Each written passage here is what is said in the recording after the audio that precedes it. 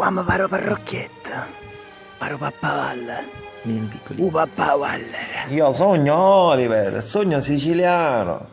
E adesso vi porto in viaggio con me, siete pronti? Picciotti, io sono il picciotto Oliverigno.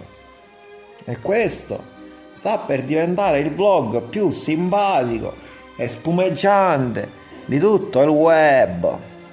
Tenetevi pronti, perché da oggi qui gatte da pelare non ce n'è più, perché le ho pelate tutte io sogno il sacro Oliver. Mangia. Tenetevi pronti, picciotti, avete capito? Che se non state attenti vi ammazzo tutti.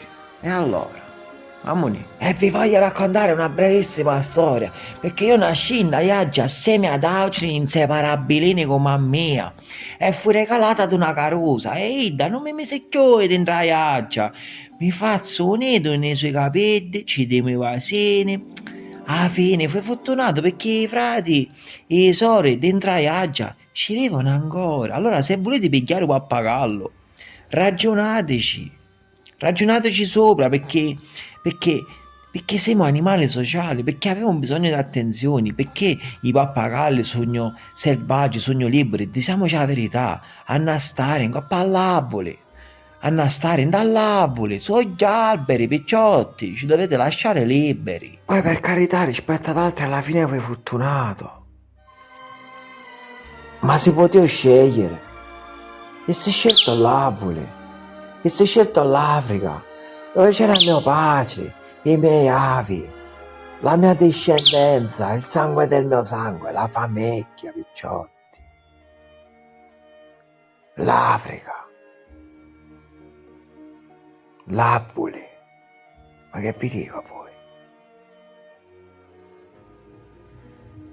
E mi si è trovato una bella picciotta, una carosa, come mia. E facevamo l'amore sugli apoli, picciotti. Ma che vi vengo a raccontare? Ma che vi vengo a dire a voi? Ad ogni modo, ce ne andremo in viaggio insieme. Tenetevi pronti, umani di perché da oggi qui comando io. Vi dovete portare con voi, io a casa non ci voglio stare più. E basta.